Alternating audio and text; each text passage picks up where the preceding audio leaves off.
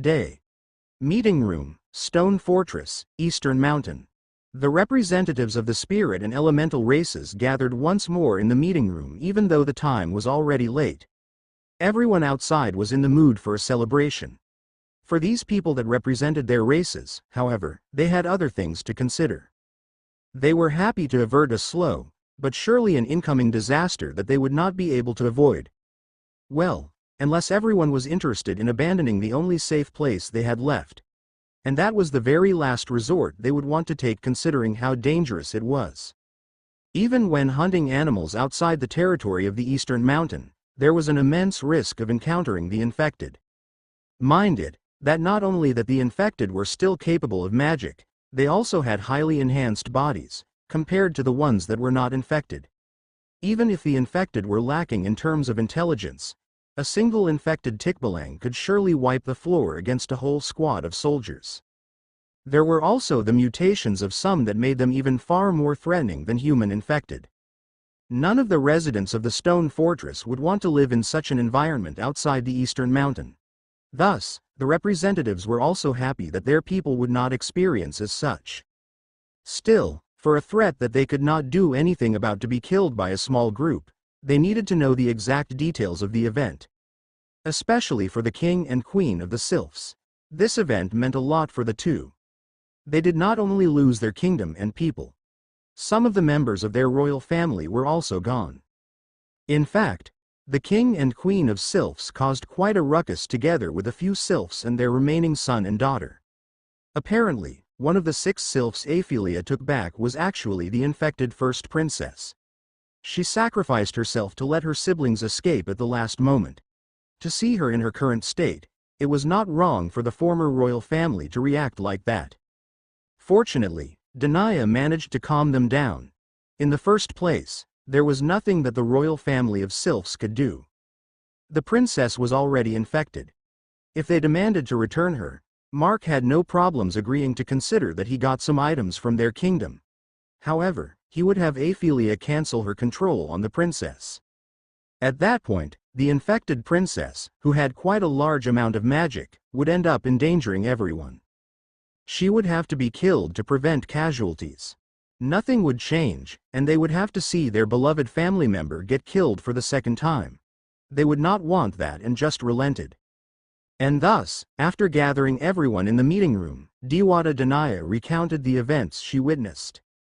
Hearing that their first idea of making everyone march to kill that thing could have ended up in a disaster, they felt shivers on their backs.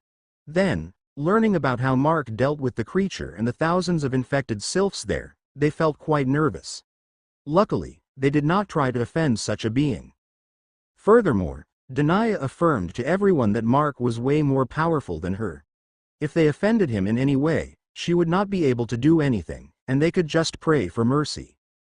Therefore, Danaya warned everyone here that even if they chose not to form a full alliance, they should not offend such a Mark and their group.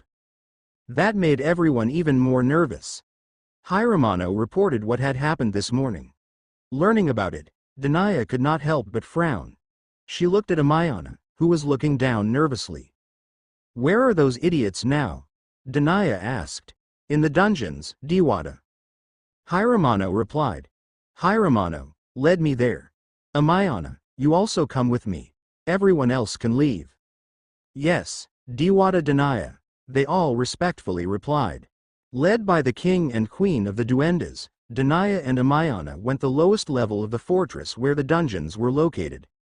And there, they felt a bit confused. The duendes in human size guarding the dungeons had nervous expressions while watching the cell holding the brigands. Even the other races imprisoned in their cells were very nervous and were trying their best to shrink themselves to the furthest corner of their cell. That made Danaya and the others feel strange. It was until Ne, Gua, Ga, they heard painful and choking sounds inside the cells. Before everyone was able to react, Amayana rushed towards the cells. Danaya, Hiramano, and Malabinia followed behind her immediately. They were then subjected to a chilling sight. Mark was there, lifting Narciso, the tikbalang with red-colored mane, by his neck. No one knew how Mark could have found this place that easily, as it was a secured area that no one could enter at will. Furthermore, the cell was still locked from the outside, and yet, he was inside. Aside from Narciso, the other Tikbalangs in the group were lying down around the cell, wailing in pain with injuries.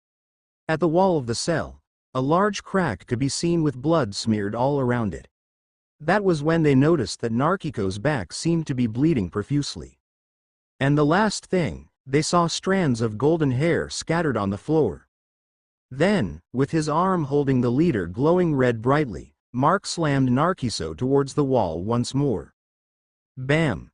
Guac! The slam was too powerful that everyone inside the dungeon felt the tremor. Blood spurted out of Narciso's mouth, some of it splattered on Mark's arm and face. That seemed to have irked Mark further. With a fierce expression, he was ready to slam the Tikbalang towards the wall once more. Stop! Amayana finally managed to react. Her shout made Mark pause and look at her. What do you want? Mark asked, glaring at Amayana. This sinister glare, accompanied by the blood on his face, was terrifying to see. There was also a very heavy killing intent being emanated from him. Amayana could not help but step back, causing her horse bottom to knock on the metal bars of the cell at the opposite side of the hallway. Seeing the Ongate afraid, Danaya went forward herself. Mark, do you plan on killing them? Mark turned to Danaya and replied. I won't. These idiots still have a use for me, creating an illusion and such. Like how you did around this place.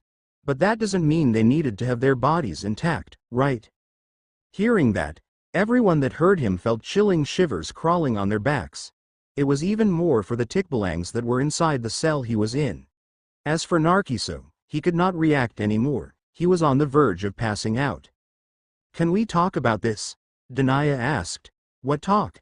Mark said, tightening his grip on the large neck of Narciso make him choke. Could you please put him down first? Let's talk somewhere else. Danaya tried to calm Mark as much as possible. She wished that she took a Kibon with her. In the least, their voices and songs could calm people. Mark looked at the horse head on his hands and at Danaya. He had no problems with her, and she tried to be as hospitable as possible after learning what he was.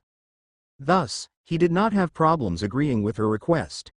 He could give punishment to these idiots for another time. And thus, like a dirty rag, the blood-covered Narciso was tossed onto the floor. Mark then turned into black smoke, which swept across the floor before moving out of the cell through the gaps. He then appeared outside with the golden hairs back on his hand. The Amayana, Hiramano, and Malabinia were surprised as it was the first time they saw this even after hearing about it from the Diwata. As for the guards and the other prisoners, it seemed that they saw Mark do this before when he entered, as they were not as surprised as the three. Can you talk now? Mark asked. If possible, we can talk somewhere else. Danaya asked once more. It's fine here. I know that you don't have anything to talk about yet. You just bidding for time for an idea. He said with a nonchalant glare. The Diwata was stumped. What Mark said was true. They were here to see and discuss what to do regarding the Tikbalangs. Mark's appearance here was unexpected. You got me. The Diwata sighed. I just want you to stop what you are doing right now. We want to catch them for a long time already, but you know that Tikbalangs are not that easy to contain either. Now that they are caught, they can become a good asset to strengthen our defenses against the Infecta. But it is my wife that caught them. The same person that they tried to sexually assault along with my companions. They are already lucky that they did not aim for my daughters, or they are already dead now despite what use they have. Mark spoke with emphasis on several things and a chilling glare that could put anyone into the abyss. Still, Danaya had her one appearance to maintain. She stared straight at Mark, not minding how deep his stare was. I did not ask for them freely. I know where you are coming from. If not for the current situation, their crimes did not only warrant banishment but public execution. You wanted to punish them for what they did and only needed their magic, am I right? We needed their strength. That is why, if possible, we can arrange some amendments. Although we have not fully decided yet, maybe, we can exchange them for some other Tikbalangs or other races we as slaves and prisoners. So please, suspend what you wanted to do until we could assess things fully. Mark did not seem to be very contented with that. That was when Amayana spoke. I beg of you not to do anything further. Mark looked at her and spoke. Even if he is like that, he is still your brother, is it? Those words shocked everyone. The shock for Amayana was even deeper. After all, no one knew about this aside from her and Narciso. However, the truth was already out of the bag. Amayana folded her leg, lowering her horse body to the ground. She then lowered her body into a bow. I beg of you. It was the lowest stance an Ongate could give to someone.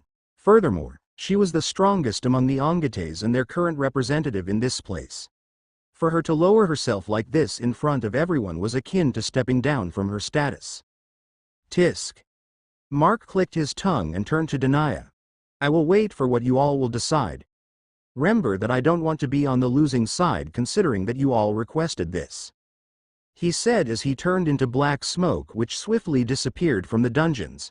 In his spot, 36 strands of golden hair slowly fell down to the ground.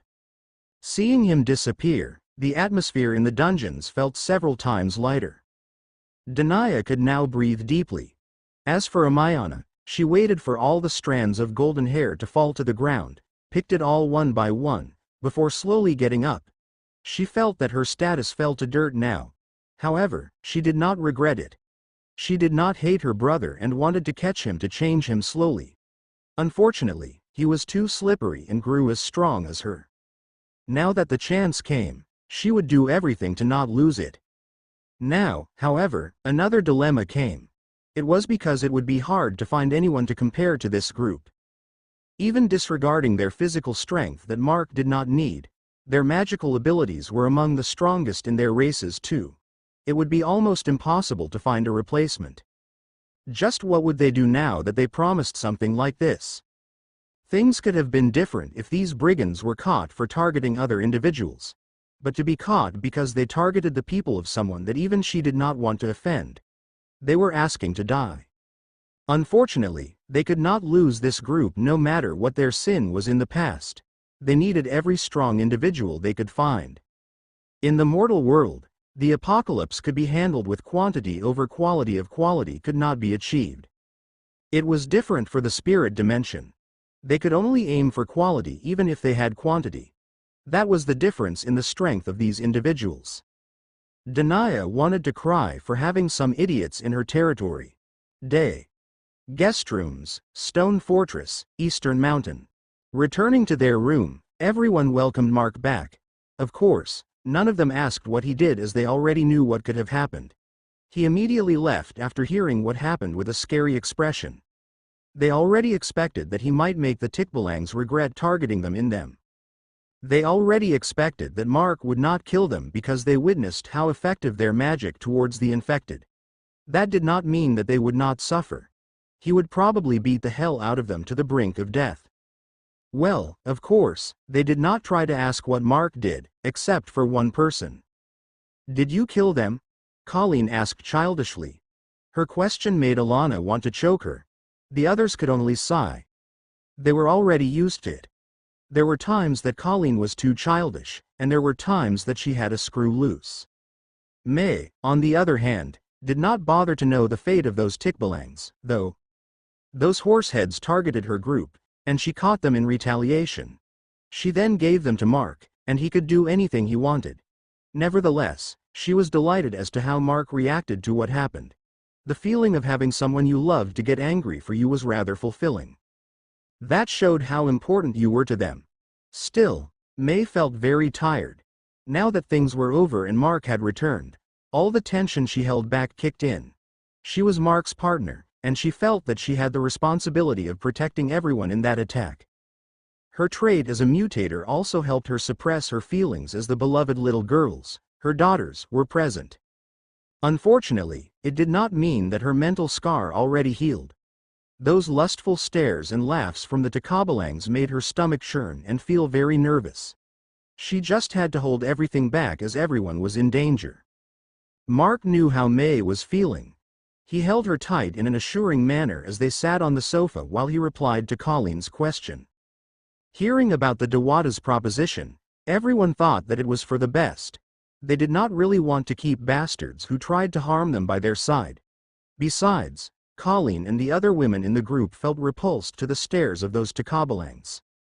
Mark comforted May by his side while they talked about their next plans. Amidst the planning, dinner came. And to say, the food delivered was several times better than yesterday. Even Felinia, who knew how the dishes were being prepared in this fortress, was surprised. Apparently, the dinner brought to them this time was food that was only served for royal occasions. Grilled meat of a rare magical animal. Golden mushroom soup. Rainbow glittered fish. There were also other beautifully looking dishes. All of these dishes were something that did not only taste good but also replenish the magical energy of those who ate it. Without a doubt, they were trying to please Mark. Sure enough, the food was emptied in no time. Mark also did not hold back. He was still in a bad mood, and he decided to burn his anger through eating. Terimelio's wives, except for Felinia, were in heaven, and it was the first time they were able to eat such food. They continued their planning while eating. Apparently, the next closest place was Terimelio's kingdom, which was at the southern mountain range past Agos River. It was quite far. Terimelio did not want to return there, though. His race loved to play trickery on others and would not hesitate to kill for various reasons. A greedy kind that would take revenge in the slightest offense, that was what they were. Sometimes, there was no offense at all. They just take action for the fun of it. Furthermore, many males of their race like to have more than one spouse. And the way they get their wives were not the best either. Then, how was Terimelio different? It was because, believe it or not, his mother was a white duende. Although he managed to inherit the nature of having more than one wife, his other aspects were different from the majority of his race. His mother, the fifth wife of the king, was also the main reason he wanted to return. He also had a younger brother. However, Terimelio could not care less about that bastard. That sibling of his totally took after their father. He did not want anything to do with him. After eating, everyone was still active. Mark's group already started to notice the effect of this dimension on their body clocks. It seemed that while their minds subconsciously acknowledged the flow of time, their bodies had yet to adapt to the actual difference. That caused them to feel uncomfortable. They even took a nap in the afternoon because they felt tired. At the time Mark returned, it was the time they just woke up. Now, they had a lot of time in their hands. By the way, Mark, what is that? The woman, as curious as a child, Colleen, attacked with her question once more. This time, however, everyone had the same reaction to the 25-kilogram shipping box-sized metal box Mark carried back. Mark had no problems showing them.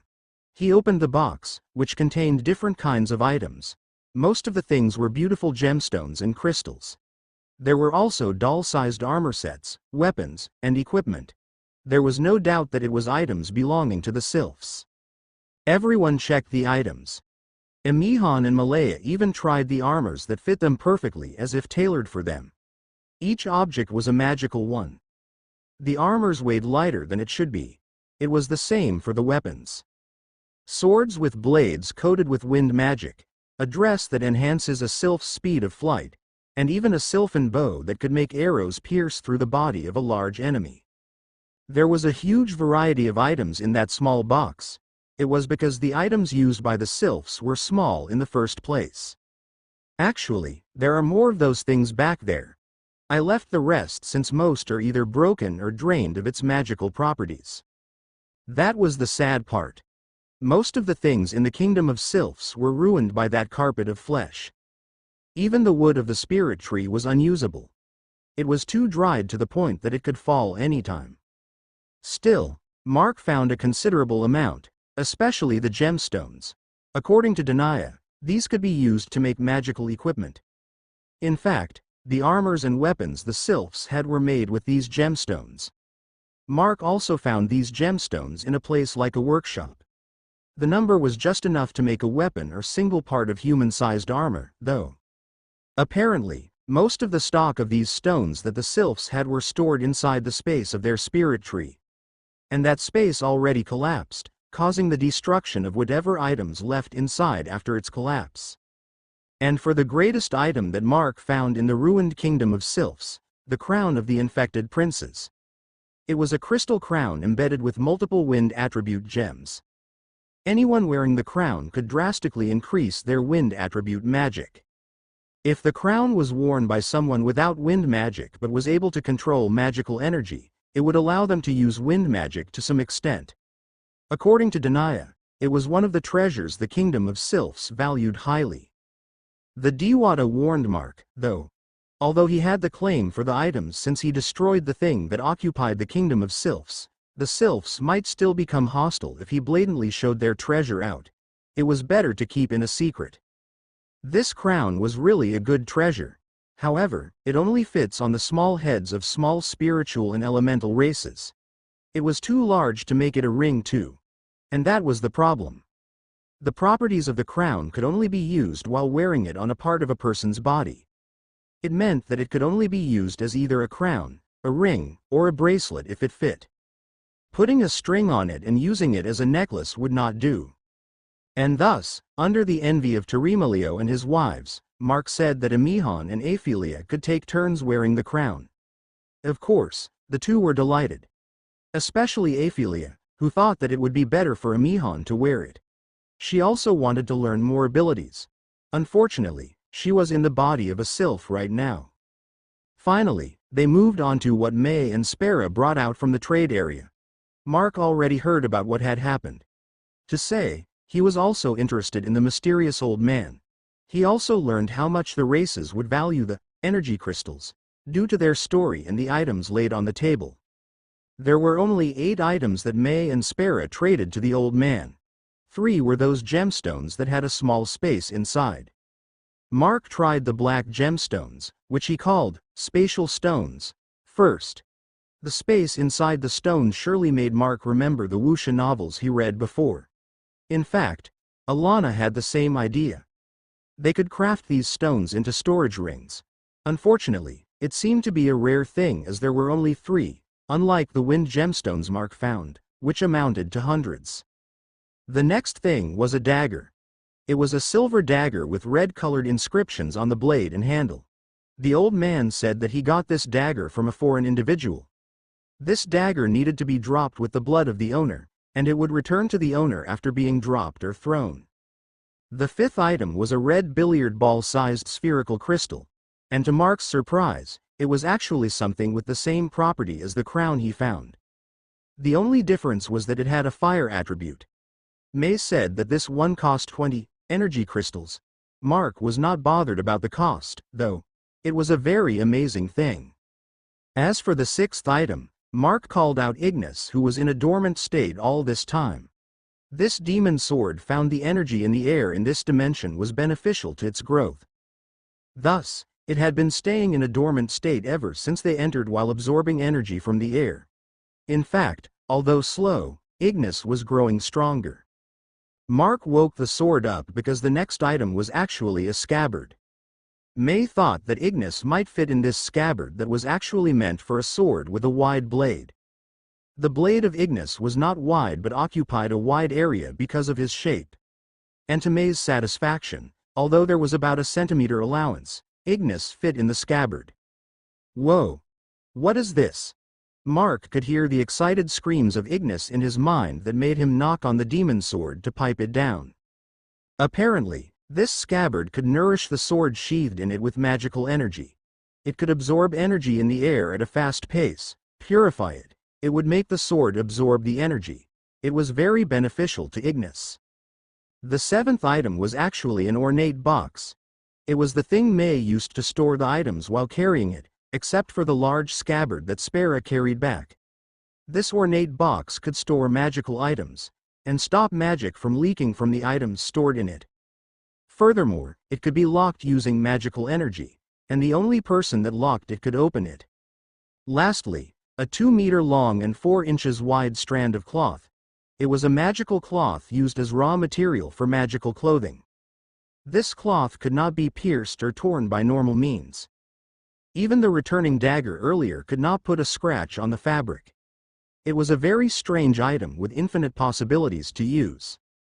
The items May got from the old man surely made Mark forget his anger a bit. He did not expect to see this much either. Although what he got from the Kingdom of Sylphs was more in quantity, in combined quality, May won. Mark could not wait what to do with these items. Unfortunately, it was not the time to turn these things into equipment. It was already late when they finished and decided to sleep after cleaning up. That night, however, Mark woke up with May tearing up in her sleep. Without waking her up, he embraced her all night. He made sure that her nightmare would stop and not come back as he drained all her anxieties and negative feelings, absorbing everything into his day. Guest rooms, Stone Fortress, Eastern Mountain. Their third morning in the spirit dimension had come. And for the first time in a while, May had woken up first while Mark was still heavily asleep. She opened her eyes, feeling his warm embrace, and noticed that she was holding him even tighter. That was when May remembered having a nightmare that suddenly vanished last night. Although she could not recall the details anymore, she was sure that Mark was the reason why she was able to sleep more peacefully. May was still in his embrace, making her not want to leave the bed. It looked like Mark was quite tired but looked after her for the rest of the night. Nevertheless, it made her pretty guilty. She snuggled closer to his chest until she could hear his heartbeat, thinking of ways to return the favor. She then looked at his sleeping face, looking at how his appearance was improving ever since they met. It was not like he was transforming or changing his appearance. The situation was more like the impurities in his body was being flushed out as he got stronger. When they met for the first time, Mark's skin and hair were totally unkempt and uncared for. His hair was ragged, looking dirty and sticky. His skin was rough too. Now, even though he was still uncaring about his appearance, his hair looked healthy, and his skin was smoother. May was happy for him. May could not help but poke his cheeks a little while smiling. While May was doing that, Mark woke up. He opened his eyes rather abruptly that he caught her. She immediately turned red, lowered her gaze, and burrowed her face onto his chest. "Mayor, good morning," Mark said with a smile. "Good morning, Gerger." May replied in a muffled voice. That was when Mark said something that made May freeze. "You three too." "Good morning." May slowly turned her body to see the opposite side of the room like a broken toy. There, she saw Iola, Abigail, and Miracle sitting on their bed facing theirs. Abigail was still half asleep rubbing her eyes. Miracle looked curious while tilting her head. On the other hand, Iola was looking at May with a meaningful smile. "Good morning, Papa, Mama," Iola said first, which Miracle copied. "Papa, Mama, morning, Jan," Abigail also greeted, although in a sleepy voice. May could not hide her embarrassment. The moment she woke up, she was focused on Mark. She did not know when the three girls woke up. They might have seen everything. "Iola, since when you woke up?" May asked. And Iola only replied with a smile. Without a doubt, she saw everything. "You three, come here." Mark invited them into his and May's bed, and of course, they gladly complied. He told Iola to stop teasing her mama, and she nodded in reply. On the other hand, Miracle started poking his face, obviously copying May. Abigail, on the other hand, dozed off after she lay down beside May. May felt even more embarrassed because of Iola and Miracle, but surely, she was happy. This was the kind of family she wanted, after all. Unfortunately, their peaceful morning was short-lived. Bam! The double door leading to their room slammed open. Outside, Colleen was there. "Ah!" Colleen voiced in a daze as she saw what was happening inside the room.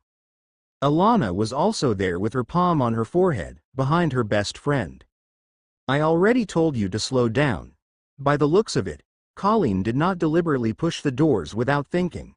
She was probably running and ended up not being able to stop on time and pushed the doors by accident. Seeing Mark, May, and the little girls in the room, she realized that she must have ruined their family time. Mark did not mind. Actually, the reason he woke up was not because of May and the little girls. He was detecting some panic in the fortress.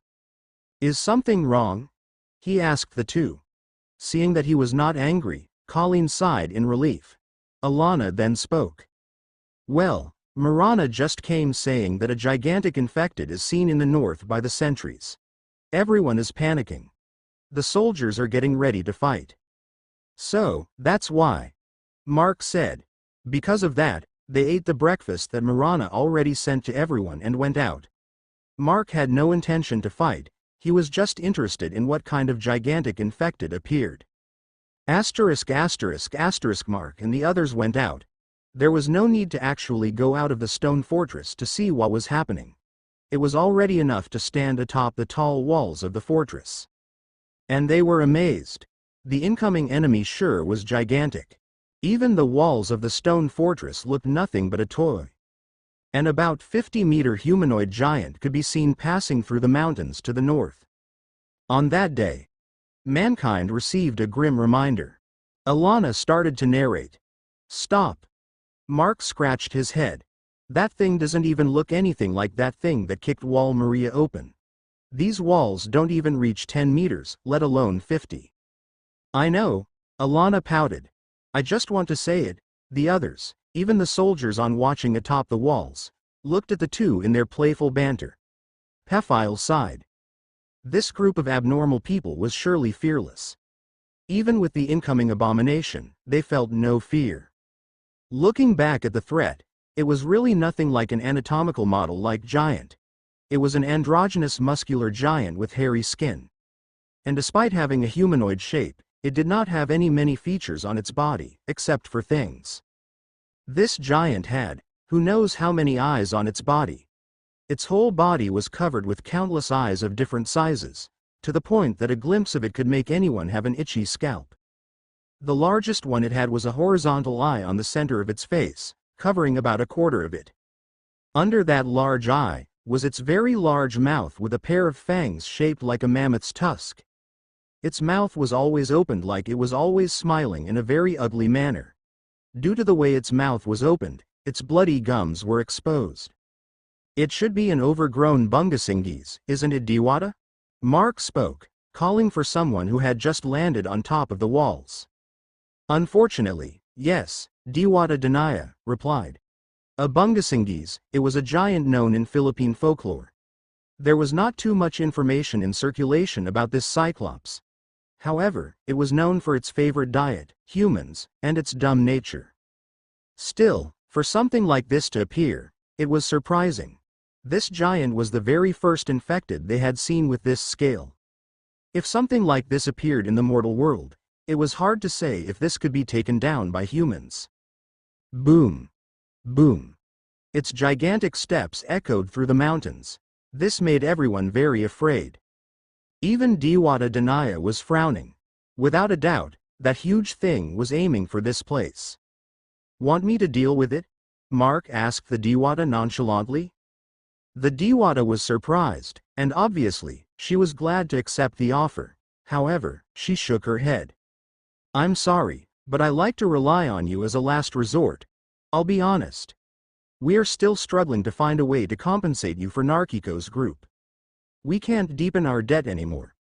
There is also the reward we have yet to give to you regarding that thing in the kingdom of sylphs. If you say so, Mark said. Well, I already found good items from that kingdom. If your people can take down that giant, just give me the body, and it's enough for the reward. Are you sure? Diwata Danaya was surprised. In fact, they had no use for the body of the giant, aside from feeding some of its flesh to their carnivorous pets and livestock. Most of it would go to waste as the Bungasingis was more of a cryptid than a spirit or elemental. Its body would not turn into dust and just rot. Of course, some races would want its flesh as many races would not bother about unnecessary things as long as they could fill their stomachs. None of them were bothered about being infected, though. They already knew that the infection could only be transmitted through saliva. In fact, some of the meat being circulated in the trade area was actually meat from infected animals. Think about killing that thing first before asking that question. Mark said, which made the Dewata nod. She immediately left to convey Mark's intentions to the representatives. Gerger, won't it be faster if you deal with it? May asked. That's true, I guess. That thing is large and physically strong, but in terms of speed, it's slow. It doesn't have magic either. Well, it isn't really our business. That giant is aiming for this fortress, which is not ours. We have no actual reason to participate. How selfish. Felinia remarked with a serious expression. Oh, right, Mark remembered. This is your parents' place. But unlike you, they are not under me. They even have debts to pay to me. You know that. Of course, I'll help if they wanted to. Remember, I already offered my help. Felinia stopped speaking with a sigh. Mark did not say anything wrong. She was the one being selfish. Furthermore, the actual reason Mark was not that keen on helping was because he wanted to see the spiritual and elemental races in action. He wanted to see their actual strengths and abilities. It was to assess whether they were worthy allies. If they passed, then a mutual pact could be signed where Mark's base and the stone fortress would aid each other in times of emergency. There was also trade and such. That was his plan. After all, after dealing with things around his spirit tree in this dimension, he still needed to travel across Earth to search for inheritors. He had to make different layers of preparations and defense while he was gone. Even though Sparrow was at their side, it was not always sure that they would be able to travel instantly, as her ability to open portals was still limited. Thinking about the things he wanted and needed to do, Mark was feeling tired. He just wanted to relax and play games inside his base. However, the situation around him did not allow it. While Mark was thinking things, the combatants of the stone fortress started to move. Each race had its own groups that would face the giant and was being led by the representatives themselves. Seeing that, Mark was very interested in what these races would show him. Furthermore, each member of the groups they had below the walls had either strong bodies or strong magical fluctuations. It would surely be a good show. There was also one thing. Mark could feel another observer like him, and the person was watching atop the mountain where the stone fortress was built. He was not sure if that was the old man May and Sparrow talked about, but surely, he would meet with that person once the giant was dealt with. After all, whoever that observer was, that person had a far stronger energy fluctuation than both the deity of bloodshed and the flame demon combined. Sure enough, this person was in the level of a deity or probably higher. Furthermore, Mark could tell. While he was observing that person using his mental and emotion detection, the person was also observing him with great interest. In any case, Mark would see how everything played out. Everyone, move! Dewata Danaya shouted as she led the groups of races out of the forest that was covered with illusions. They did not want the place to be destroyed because of the battle. As such, they would fight the giant before it reached the forest. Day. Northern boundary, Forest of Illusion, Eastern Mountain. Boom. THOOM. Sounding like explosions or even loud boom of the thunderclap, the heavy steps of the 49-meter-tall giant boomed across the mountains. Its enormous feet sunk into the soil, toppling everything from a little strand of grass to the hundreds of years-old tree. As sluggish it might move, its threatening size and appearance did not diminish any danger that everyone felt from it. Compared to the mountains around the region, which had the average of a kilometer in height, this gigantic mutated infected looked rather small. Still, it could not conceal the fact that even the tallest races in the stone fortress could only reach a bit above its ankle. Nevertheless, while they might feel the threat, the races did not want to give in to their fears. No, it was not that they did not want to. It was that they could not. For the sake of protecting the last safe place they could only keep charging forward.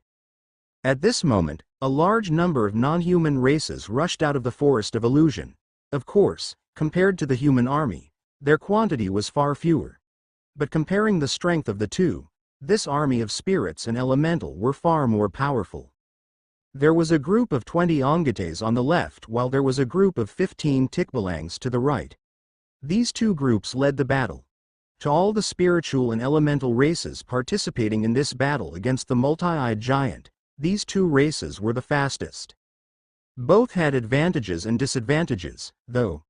The all-male Takabalangs were faster than the all-female Ongates. However, the Ongates that had 4 legs ran more stably in the rough and rugged terrain of the mountainous forest. The two groups of speeders rushed towards the giant, leaving the other races behind. Of course, it was not for competition. These two fast races would be able to rush to the giant first and stop its advance while the others catch up. Furthermore, the speed of the two races would make them the most suitable for decoys. NGIS NGIS NGIS NGIS. The loud and creepy giggle of the giant echoed as it saw the two groups rushing its way. This giggle further confirmed that without a doubt, this giant was a mutated infected Bungasingis. The name it had, Bungasingis, came from the word, ingisi, that meant, to show teeth. Looking at its face where its lips were always open, and along with the sounds it made as if it was giggling, it was no wonder that it got that name. And of course, seeing living prey, the giant immediately sprang into action. Bam! Boom! It hastened its steps, trying to get close to the Takabalangs and Ongates. The movements of the giant might be slow. However, with its enormous size, a single step forwards allowed it to get close to its prey. It immediately bent down, trying to grab the half-horse races in front of it. That was when the two groups went onto separate directions. They did not only avoid the huge hands but also they confused the dumb giant. Then, the Ongates took the opportunity of this confusion and used the cover of the large trees to obscure the giant's vision. On the other hand, the Tikbalangs did the opposite. They continued to run in the open, drawing the attention of the giant unto them. Using that opening, the Ongates prepared to attack behind the giant. They drew their bows, took out their arrows, and pulled the strings of the bows backward. Of course, regular arrows would not be able to damage this giant. That also meant that the Ongates were firing, not just regular arrows.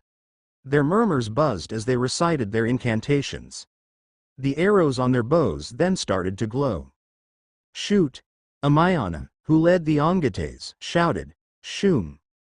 20 cannons. No, 20 glowing arrows flew carrying a force similar to a tank's armor-piercing shots. The arrows flew straight to the back of the neck of the giant in succession. The giant staggered after the 20 arrows hit its neck.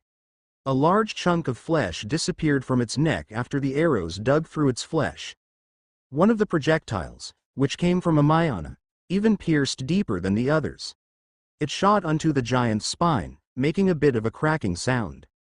The Ongates aimed for the neck as they already experienced fighting an infected giant before, albeit a smaller one.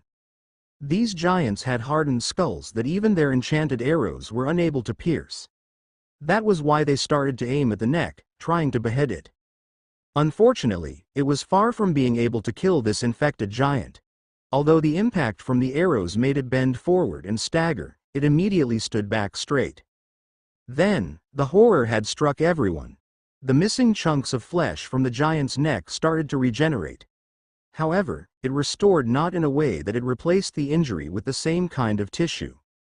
An enormous eye grew out of the giant's nape overlooking the scene behind it. It was moving, it was blinking, and it was searching for those that attacked it. It was all while it chased after the Tikbalangs that were drawing its attention. The same was happening to the other eyes that were all over its body. Before, the eyes at the back were all closed, while the eyes on its front searched for prey. Now, everything was open. This thing had no blind spot at all. Then, finally, the other races caught up to the battle. Many sylphs flew towards different directions accompanying the different groups of races. Being able to control the wind, they could exchange messages towards each other. Of course, not every sylph trained for this but only those with aptitude. Most of the sylphs went onto a single group of 100 green buzzing little people. They flew towards the distracted giant with the lead of the king and queen of sylphs. The eyes of the giant saw the green swarm of little creatures. However, the group did not take the giant's interest. They were too small for it despite their large number. And that gave them the opportunity. Led by the king and queen, the sylphs flew in front of the large eye of the giant. There, they shot their greatest magic in unison. Bam!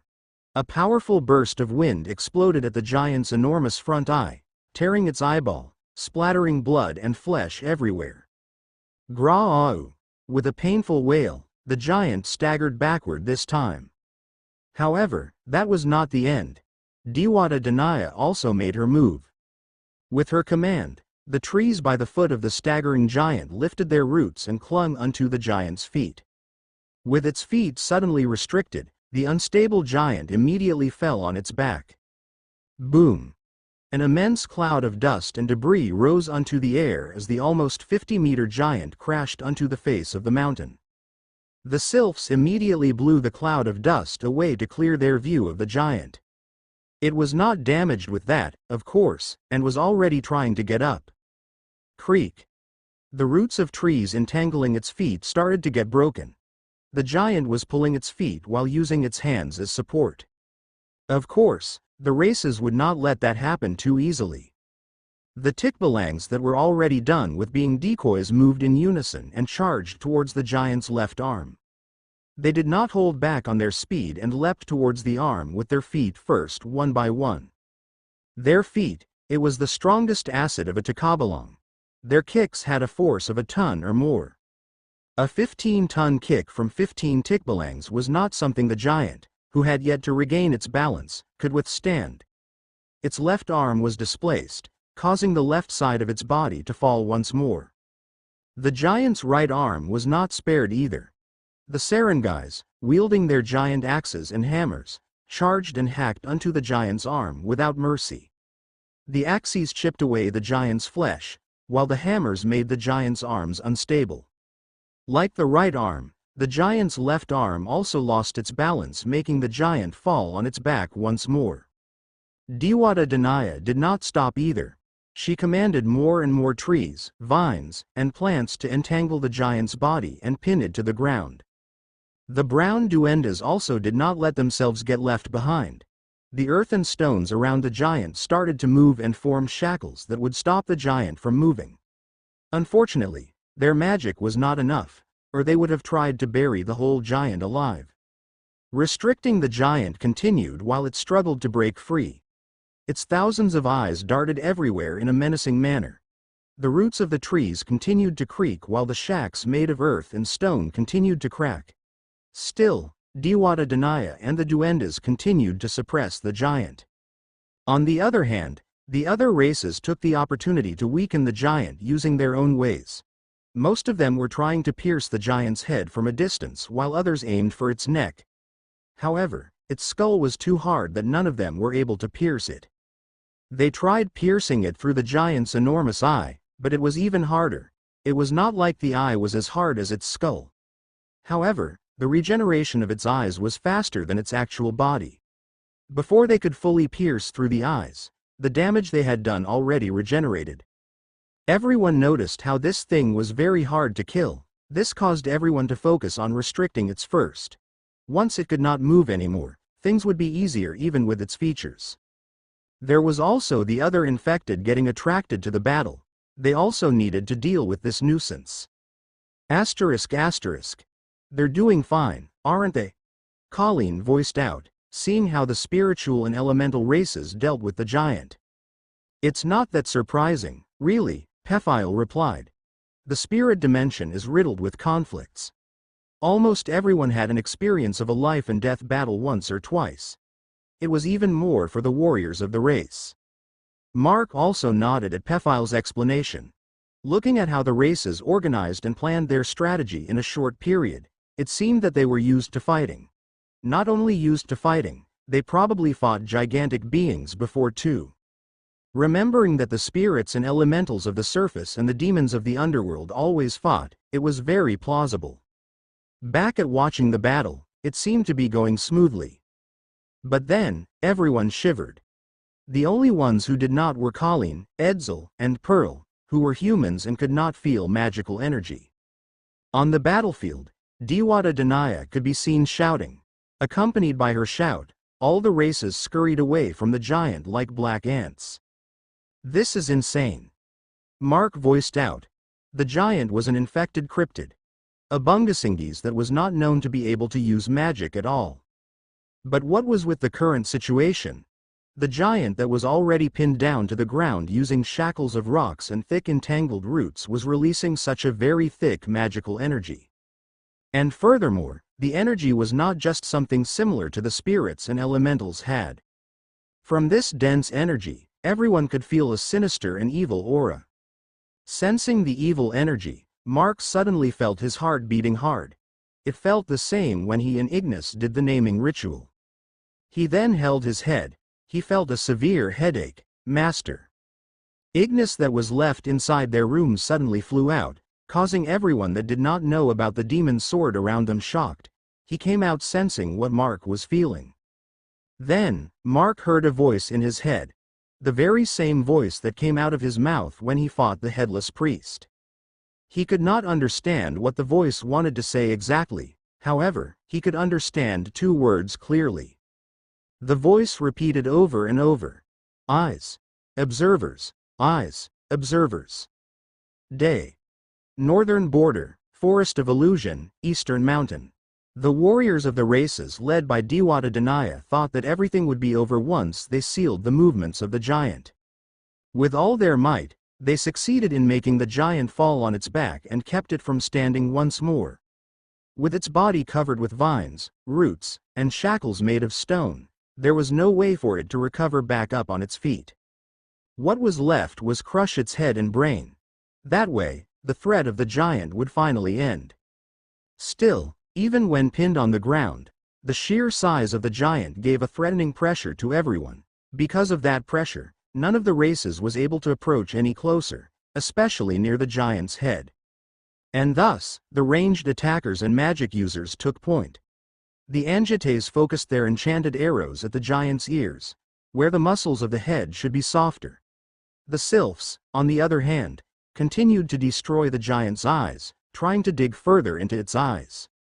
The pain from the attacks made the infected giant trash around. Dewata and the Duendes took the toll from that. Nevertheless, they held on as they continued to repair the breaking shackles around the giant's body. Ranged attacks and magic continued to attack the giant's head. Just a little more, the battle would already end. That was what they thought. It was until a stomach-churning feeling enveloped everyone. Dewata was the first to notice. They were in a dangerous situation. She felt some sort of dark and frightening energy that started to leak from the giant's body. Everyone! Retreat! Denia shouted as loud as she could. Get away from the giant. Knowing how the Dewata treated everyone, they knew that something was up. Something dangerous was up. Along with the Dewata's superiority towards everyone present, they immediately followed her orders. They were supposed to be winning, and yet, they were now retreating. However, as they retreated, the sinister energy burst forth from the giant's body. It made everyone that felt it shiver. Worse, the closest ones to the giant with weaker minds ended up falling onto their knees. Some even lost consciousness almost immediately. It was the worst case to happen as they needed to get away as much as possible. Enduring the weakness of their bodies, those that were still conscious came to aid those that fell. Dewata did her best to reduce the effect of the sinister energy towards her people. This way, they would be able to retreat faster. In exchange, however, her magical energy was depleting rapidly. She did not know how long she would be able to maintain it. The Dewata watched the warriors retreating and the giant that was still moving wildly in its restraints. But then, crack! Loud cracking sounds were heard echoing across the mountains. However, those sounds did not come from the breaking restraints, but from the giant's body. Several humps started to grow on the giant's body, one on each shoulder, one on the center of its chest, 6 on its back, and one on each palm. The formation of these humps started to bend the restraints of the giant. Burst! The humps on the giant's shoulders and chest burst open, causing it to break free from its restraints. Instead of standing, however, the giant rolled over to its front and raised its body on all fours. That was when the 6 clustered on its back similarly exploded open. At the same time, a thick, sinister, and evil aura permeated into the surroundings. Each of the humps bored holes on the giant's skin, revealing huge eyelidless eyes. Every eye of the giant, big or small, rolled in different directions, searching for both enemies and prey. And of course, the eyes saw the races. Most of them were fleeing in fear, some were frozen, while many fell to the ground. Many could not resist the dense evil aura that was coming from the giant. That was when the smaller eyes on its body wriggled disgustingly. Then, each eye extended out of the giant's body, being the point of countless tentacles that reach out towards the nearest races. Dewata Danaya immediately flew towards the giant, trying to stop it from attacking her people. With a wave of her hand, several tentacles were cut off and were left wriggling on the ground. That was the worst thing, however. The eyes on the giant's back all turned towards her. Then, the surroundings grew dark as a clump of light appeared centered on the pupil of one of the large eyes. Danaya felt a crisis that could threaten her life. She wanted to immediately flee. But once she did that, the races fleeing behind her might be hit of whatever attack was to come. All she could do was to wave her wand, trying to put up defenses in front of her using magic. Before she could finish all of the layers, however, THOOM. The surroundings grew darker as a blinding beam of light shot towards Danaya. Feeling the energy from the attack, she knew that it was the end of her. The layers of defenses she managed to put up did not even resist the attack and was immediately broken. She was overwhelmed by the feeling of death, making her want to flee. Nevertheless, she did not and started to let out her remaining magical energy, to at least divert the attack in a different direction. This method, however, would inevitably end her life. Of course, she did not want it. She wanted to live, but to protect her people, it was inevitable. Facing the incoming attack that seemed to slow in her perception, she smiled. At her acceptance of her incoming outcome, she closed her eyes. Unfortunately, you can't die just yet. Danaya heard a voice in front of her. She could not help but open her eyes in shock. There, she saw a man with 2 pairs of bat wings, each glowing with a red light. He had red horns, fangs, and his hair had grown to his waist. Furthermore, his forearms and neck were glowing. He reached both his hands forwards with open palms. A wall of miasma surged out, blocking and absorbing the beam of light that hit it. You still have a debt to pay. You can't die without paying that. The man said as he manipulated the wall of miasma to spin from the center, lessening the impact of the attack and made it easier to absorb. You. Danaya voiced out as she recognized Mark despite his transformation. Seriously, you better take your people away already. They will be in the way. Thank you. Danaya said as she immediately retreated. Using her magic, she brought away as many races as she could. The contest between the beam of light and the wall of darkness continued. Sure enough, even Mark was having a hard time contending with it. Old man. Is this what you want? Mark bellowed. Then, a voice echoed inside his head. That is right. Absorb the attack until everyone can retreat back into the fortress. And remember, never try to absorb that black aura. You made it sound easy. Back when the surge of energy was felt by almost everyone, the familiar yet an unfamiliar voice echoed inside Mark's head. It repeated the words eyes and observers over and over. He held his head in pain. For some reason, he felt the urge to charge forward and fight the giant that was amidst its transformation. However, he did not want to. And the more he tried to resist, the more he felt the pain on his head. It was to the point that he fell on his knees while holding his head with both hands. Everyone around him became shocked and worried. May immediately hugged him, thinking that something from the giant was affecting him. She wanted to use the characteristics of her body to thwart any negative element that was affecting him. However, it seemed that his condition was still worsening. This made May a bit teary. She could see how much pain Mark was in. However, she could not help. Don't cry, young lady. It is not your fault. A familiar voice echoed on her mind. It was also heard by everyone around her. It was when a hole in space opened near them. Then, a familiar old man stepped out, giving May and Spera a huge surprise. Pephile and the others immediately tried to step forward as they were wary of the old man. That was when they realized that they could not move their feet at all. The old man turned to Pephile and the others. I'm sorry about this, but we don't have too much time. He then approached Mark and May. Looking at Mark, the old man shook his head. Your ancestors surely put a huge burden on you, he said as he tapped Mark's head. With a single tap, Mark returned to normal. Surely, Mark felt a bit weakened. Nevertheless, he stood up with May beside him. Is he? Mark asked May, and she nodded in confirmation. That is right. I'm the one they met in the trading area. The old man also confirmed. I know you have questions, but by your own logic, it should be a trade-off. He said with a smile. Mark, on the other hand, could not say anything to contradict that. Not only items but also information could be traded. What do you want? Mark asked. The old man did not reply immediately and pointed at the giant that was amidst its transformation. Get rid of that creature. I'm sure that you can do it. Hearing that, Mark felt strange. If it's just dealing with that thing, I think a single finger is enough for you. Mark said with a frown. He could not feel the exact strength of this old man, but his magical energy was definitely higher than him and those that he fought before. He felt like a child before this old man, not only in age but also in strength. To Mark's question, the old man shook his head. The voice of the old man then echoed inside his mind. If it is that easy, I definitely would love to. But then, the old man's expression had a grim turn. But you heard it yourself. The eyes are here. The observers are definitely watching. Appearing here like this is already risking myself.